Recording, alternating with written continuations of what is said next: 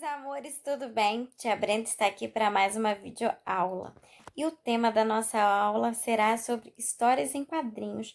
Como será que surgiu esse gênero? Quais são os autores principais? E como podemos entender o objetivo desse gênero textual? Observamos que durante essa unidade 3, apareceram muitas tirinhas do Menino Maluquinho. Então, tia Brenda resolveu escolher esse gênero e falar um pouquinho sobre ele, que é tão importante e tão bacana para a nossa interpretação textual e também é uma forma de ler com prazer, trazendo muitos questionamentos bacanas sobre a vida e sobre os temas atuais. Então, vamos lá conhecer um pouco mais sobre esse gênero? Ao falarmos sobre histórias em quadrinhos, lembramos daquelas fantásticas e divertidas trazidas pelos gibis, não é verdade? As histórias em quadrinhos são classificadas como textos narrativos, onde a história se passa com diferentes personagens, ocorridas em determinado local, durante um certo espaço de tempo. O objetivo maior é o entretenimento, como forma de divertir e causar humor ao leitor, aquele que lê. Introdução. O que são quadrinhos? Quadrinhos ou histórias em quadrinhos, as conhecidas HQs, são narrativas feitas com desenhos sequenciais, em geral no sentido horizontal, e normalmente acompanhadas de textos curtos, de diálogos e algumas descrições da situação, convencionalmente apresentadas no interior de figuras chamadas balões. Apresentados em revistas e jornais, os quadrinhos se tornaram um dos mais importantes veículos de comunicação de massa e criaram linguagem própria, com uma série de signos inovadores, em grande parte incorporada posteriormente pelo cinema, pela televisão e pela publicidade. Histórico. Há pelo menos 110 anos foram criadas as primeiras histórias em quadrinhos. Na década de 1930, os gibis americanos foram os mais comentados e dominaram o mercado até pouco tempo. No Brasil, as histórias em quadrinhos começaram no século XIX, com grande influência estrangeira como Super-Homem e Batman. Os nomes mais lembrados no Brasil são Maurício de Souza e Ziraldo, os autores dos gibis da Turma da Mônica e do Menino Maluquinho, como vimos na nossa apostila. A estrutura da história em quadrinhos é feita num quadro-requadro, que é a moldura que acompanha. Dentro dela se desenha uma cena, como nesse quadrinho aí, onde o Menino Maluquinho e o seu amigo retratam e ilustram.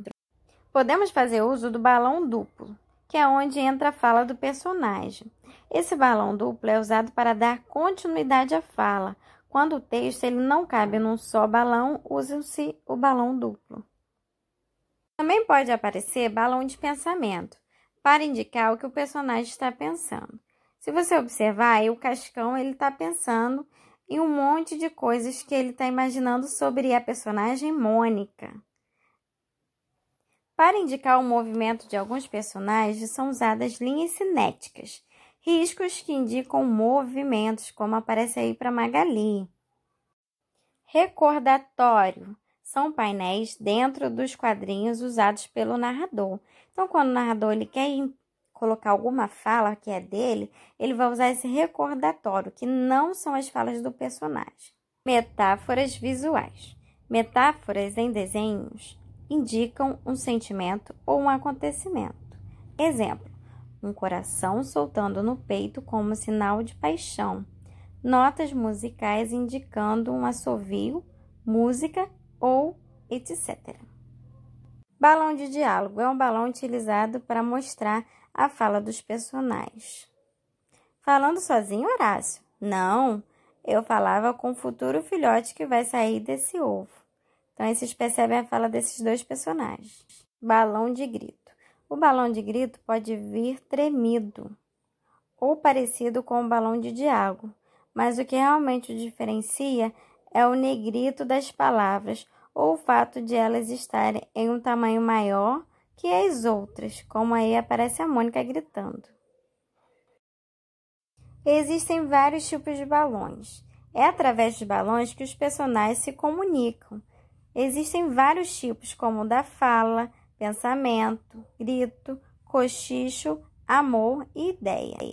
Benefícios de se trabalhar histórias em quadrinho nas aulas é a possibilidade de escrever, pesquisar e criar. Em qualquer área do conhecimento, podemos usar as histórias em quadrinhos, tornando nossas aulas mais produtivas.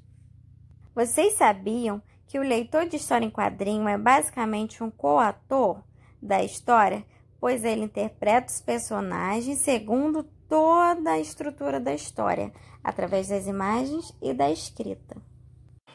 A linguagem dos balões dos quadrinhos é tão coloquial e econômica como a do Twitter e seus 140 caracteres. Os quadrinhos atraem as crianças e jovens com mais facilidade e, com seu processo de comunicação, atendem com mais destreza à sua própria predisposição psicológica. Crianças, ao lerem as histórias em quadrinhos, se divertem e satisfazem a necessidade interior instintiva, o crescimento mental inerente ao ser em desenvolvimento, além de ser um ótimo passatempo para adolescentes e adultos ocupando seu tempo livre. E aí, meus amores, vocês gostaram de aprender sobre mais um gênero? Espero que sim. As histórias em quadrinhos são muito importantes para o nosso desenvolvimento. Espero que vocês, a partir de hoje, se sintam mais motivados a lerem muito. Um grande beijo da sua professora que ama vocês. Até logo!